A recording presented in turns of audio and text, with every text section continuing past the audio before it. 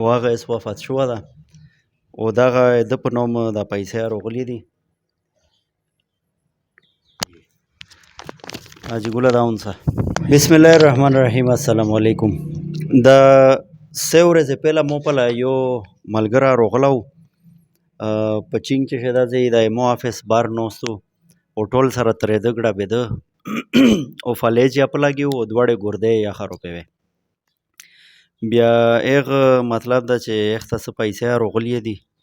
دغه 11,000 روپۍ دي او افسوس دا کوم چې الله پاک ته یې وبخښي او الله پاک ته دغه میر پلور یې مو په لا راغلي دي الله پاک ته دې ته صبر ورکړو هغه کس ته وفات شوه چونکې هغه ګردې یې ډېرې زیاتې خروپې وې او هغه یې وفات شوه ده او دغه د په نوم دا پیسې راغلي دي حاجي ګله دا ونسه الله دا صبر دیر کو شادو دا هر شی دی الله دې طرفه دی بس پہلے کبھی کو اور صبر ده باندې صحیح صبر وکاو صحیح بس حاجي ګله صبر چې دا کنه هغه ښه ده په فایده ښه ده صبر چې نو کې به وسو کې الله وکړو الله نو خوته الله دیر کړه او الله درنه الله نو خو په صبر ده بالکل صحیح بالکل په صبر نرال ودینه دشتا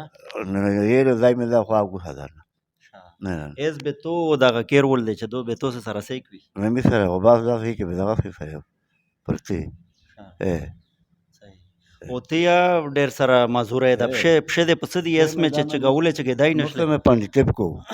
به پاندې ټپ نه وتلای دا پښه دې ډاډې دی کدا پس دی ډاډې کې وتلې وي بیا اج په تر وښه دا سرنګ ډاډې ایندا او هو لا لا سړي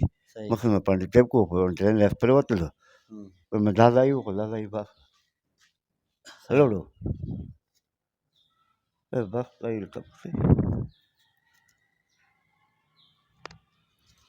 حاجی صاحب حوصله کوه شادو الله دا خیر وکړو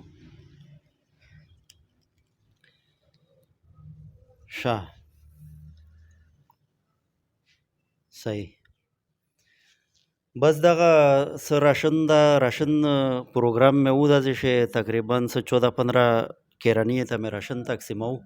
نو پاشه دی یا مو په ذهن شوي هغه دی بچای چې وا مو په ذهن شو مول چې نقد پیسې او تر غلي دی راشن وې یا